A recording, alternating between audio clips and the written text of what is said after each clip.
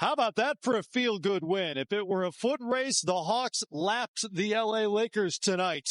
All Atlanta on their home floor to wrap up the homestand 2-1 and launch a 4-game trip on a high. They may not need that airplane to Los Angeles tomorrow as they take on the Clippers Monday.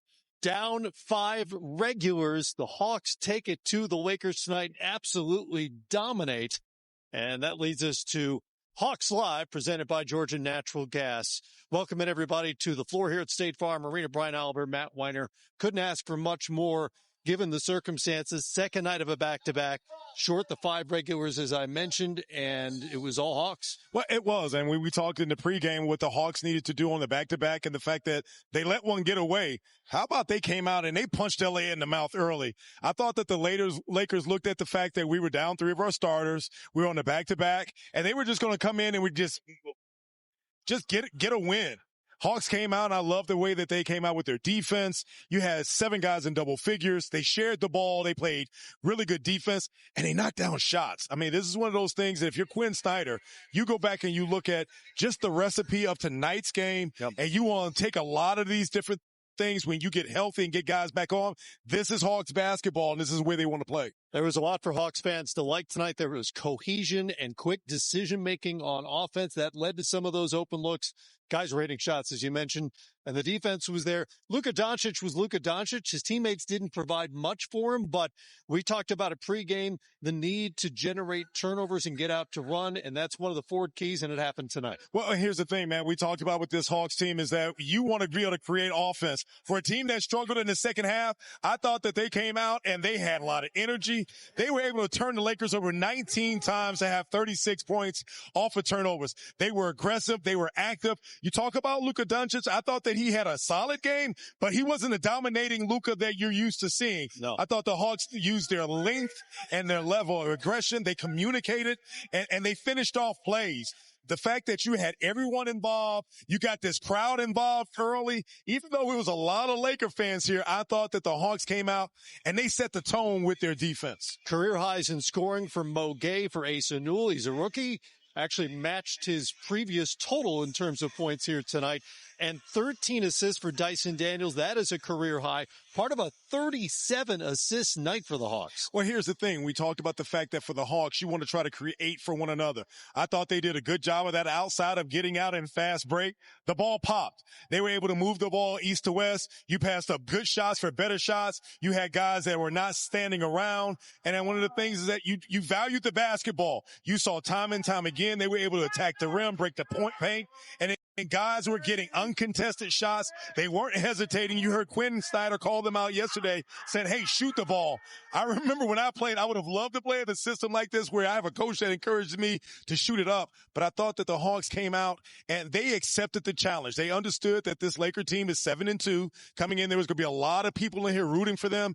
And those young guys, they came out and they flat out balled out. Hawks win it by 20 in a game they led by as many as 30. Much more coverage coming up here. We'll hear from head coach Quinn Snyder. Hope to get into the locker room as well. Should be an easy place to access right now because everybody's feeling pretty good about themselves after this one. Can I get a caw from you? Oh, we're running up against a break here, Brian. Back at State Farm Arena, where Hawks fans are filing out after a 20-point win over the LA Lakers. Remember, the Lakers came in on a 5-game win streak, 7-2 on the season. Atlanta, shorthanded as they were, absolutely dominated this game. And Mohamed Gay had the offensive NBA game of his life in this one. 8 of 12 from the field, 4 of 5 from three-point range. A career-high 21 points, 7 boards, and 7 assists. What can you say about the performance tonight from Mo Gay? Well, here's the thing is that Mo was one of those guys that even before, with the minutes that he was getting, he was always productive. We were looking for someone to step up with the absence of the playmakers that we had, and I thought Mo set the tone for this team offensively. When you talked about his all-around game, the 21 points, 7 rebounds, and 7 dimes, I thought that he was energetic. He got out and he finished well at the rim. You already know that he's a willing shooter. You saw him knock down threes from behind the arc. And I thought one of the things from Mo is that he was one of those guys, along with some of the others, that just stepped up. And I'm sure Quinn Snyder said, hey, guys, just go out and leave it out on the floor. You had Ace O'Neal that came out. We talked about Dyson Daniels. We'll talk about Ricochet. And I thought Keaton Wallace, the Hawks really came out. And it wasn't that the Lakers played terribly. I thought that the Hawks came out, they set the tone, they came out and played hard. They did the things that we talk about that they need to do every night. They created for each other. Mo Gay was one of those guys that had a splendid night. Good to see him be able to supersede his career high. You know, Quinn Snyder last night addressed a little bit of guys hesitating to take shots in his post-game comments. That was not the case tonight. And sometimes, as you know, it's liberating to know that you're up against it the way they were. This had to be a team effort. Their regulars were not all going to be on the floor, and frankly, they weren't expected to win this game. Not at all. And I think that the Lakers came in and they probably thought, again, on the back-to-back, you're down 3 starters. They were going to come in and they were just going to run over the Hawks. Hawks punched him early, and then the Lakers were able to hang in there, but I thought that what you saw is consistency from the Hawks as far as their defense. You saw the fact that they were sharing the ball. They did a lot of different things that if you're Quinn Snyder, you go ahead and you earmark this one, because when the starters get back, you show them, hey, guys, this is what we want to do, and we can do this every night. Zachary Ricochet didn't hesitate either. He was one of the productive scorers tonight and the subject of our FanDuel picks from our pregame. Well, here's the thing is that when you look at Zachary Ricochet and what he has in his belt, he's long, he's athletic, he can finish around the rim. And again, we talked about whether he was going to supersede or get past this 13.5, had 19 points. I like that he came out and played within himself. He didn't take it upon himself to force the issue too much. He took what the defense gave him. And again, he's a 3-level type of scorer.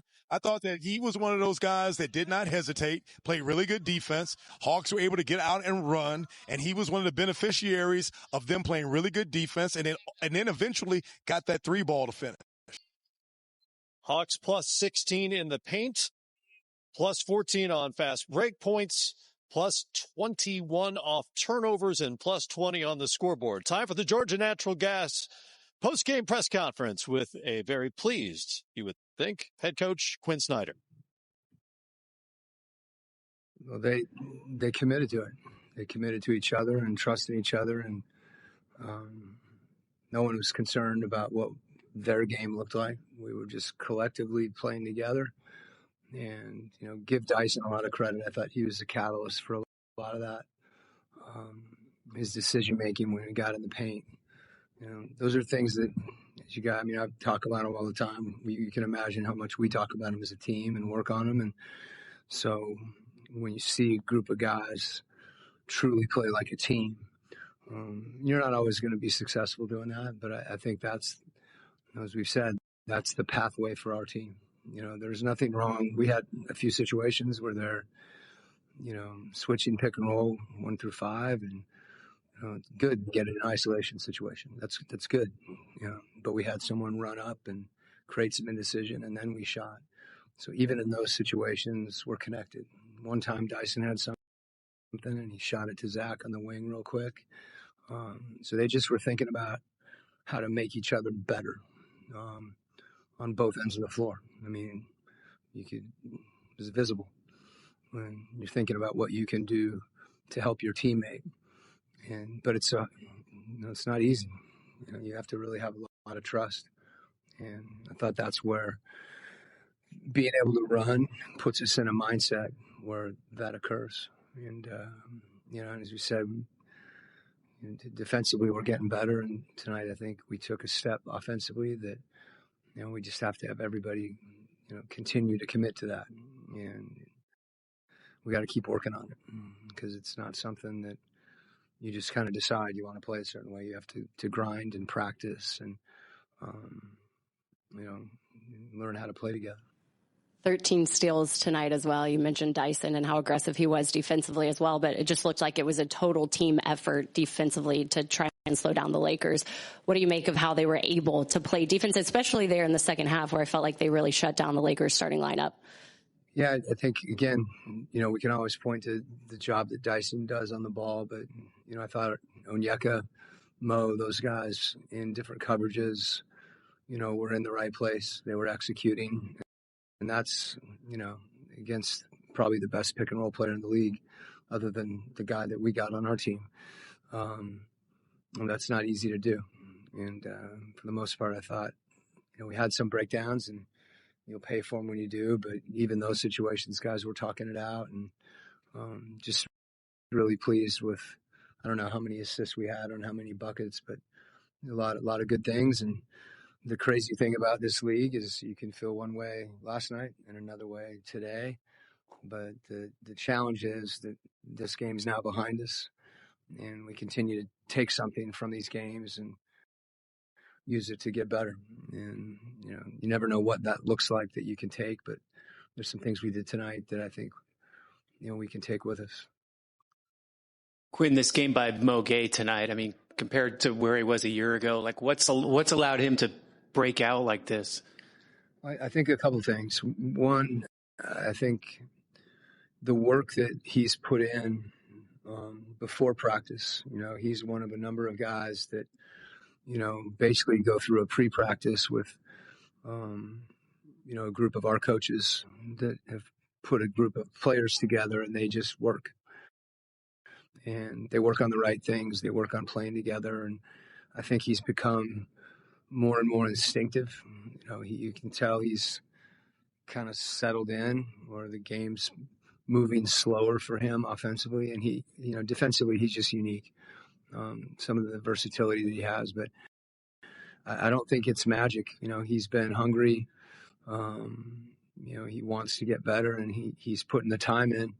And, games like tonight, he gets even more opportunity to do that, obviously, on the floor. And, it's like I've said before with Jalen and Onyeka and KP, we're really trying to find as many minutes for Mo as we can. And he's deserving of that.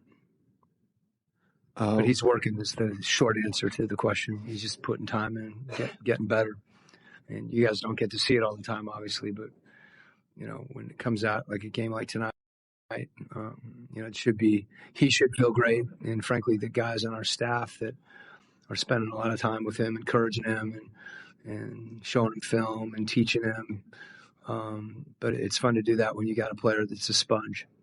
When he dropped in that floater on the first trip, like, is that something that's in his bag? I haven't seen. Yeah, I hesitate to talk about anybody's bag. I picture a hefty bag, convenience store plastic bag. Now we got a paper bag. So all I know is that I haven't seen him do it before, but my guess is he's been working on it. Quinn, I know Asa hasn't played a lot to this point due to some of what you just said about having 3 or 4 guys ahead of him. But what did you see from him? 27 minutes was very productive.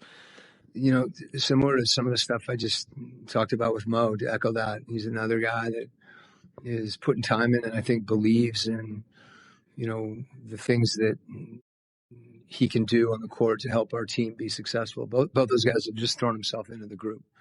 And it's good to see him playing with confidence. In both Asa and Mo, I think since the summer, there's been a consistent, the only voice that they've heard talking about whether they should shoot the ball in the corner has been take that shot. And so it's good to know that they have the confidence to do that, and that we have the confidence in them, and our teammates do as well. So Ace's activity is unique. He just finds ways to get into plays, and and happy to see him do that. He impacts the game. Both those guys, we're not running plays for him. They're just playing basketball. Coach, I know not every night, the ball is going to see the bottom of the net. We've talked about that before, but I'm curious what you thought about tonight's shot quality, especially from the perimeter. Well, I think we were making the extra pass. When we got in the lane, we felt the defense collapsed, and we weren't necessarily having to challenge shot blockers. We had our eyes out. And when you do that, that pass in and of itself kind of is a vote of confidence to the guy that's shooting it. And oftentimes it's not the first pass that gets shot. Somebody moves it, but it's a mindset.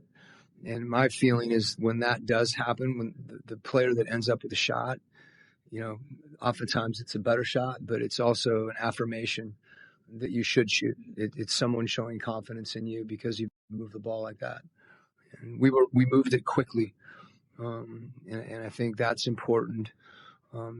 That's one way we didn't have to fight as much pressure. So that was good to see.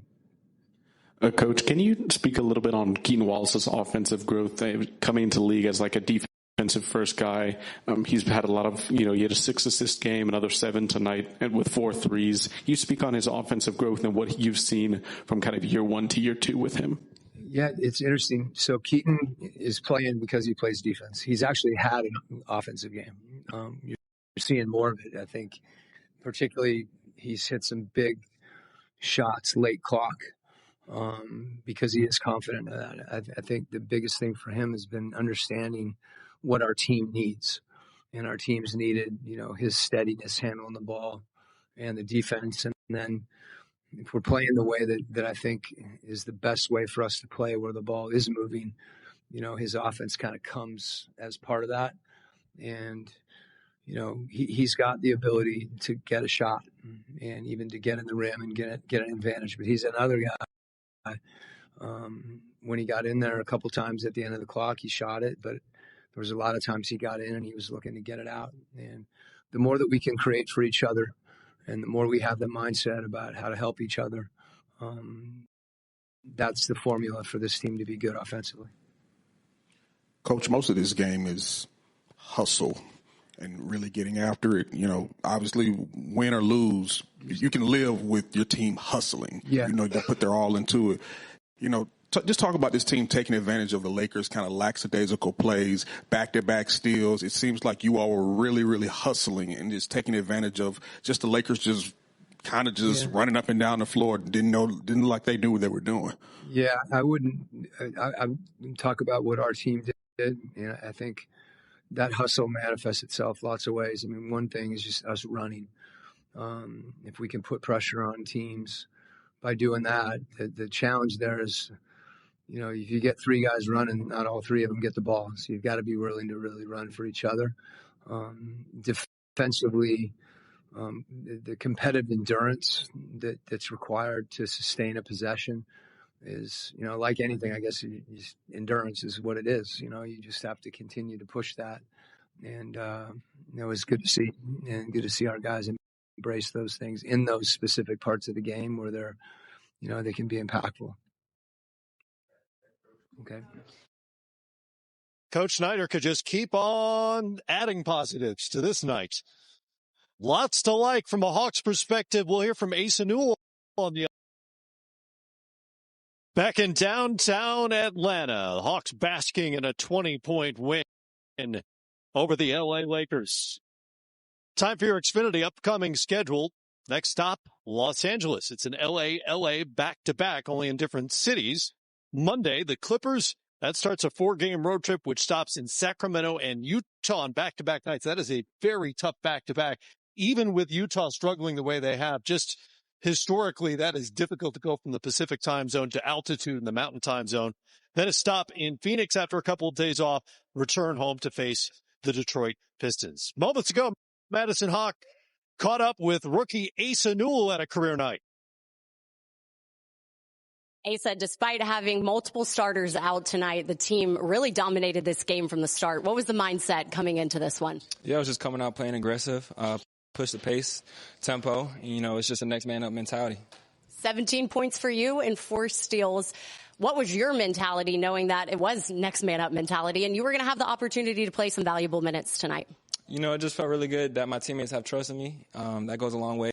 Coaching staff has confidence in me, and, it just feels good playing on the home court. Yeah, and speaking of that, we just talked to head coach Quinn Snyder, and he reiterated the confidence that he does have in you, and he said he's glad that you're able to be consistent because he knows he wants you taking those shots, and you know he wants you taking those shots. So what does it mean to have just the confidence from your head coach early on in your NBA career? It means a lot. It goes a long way for a rookie, especially now I'm trying to just stack days and be consistent as possible. And, I'm just trying to show to the coaching staff that, I'm ready and, take advantage of every opportunity that I get. So 17 points, 5 steals. I do have to say something. I talked with your dad and your brother during the game. They challenged you to get 20 points. You fell a little short. How are you feeling about that? I'm a little disappointed in myself, but it's all good because we got the win. Yeah.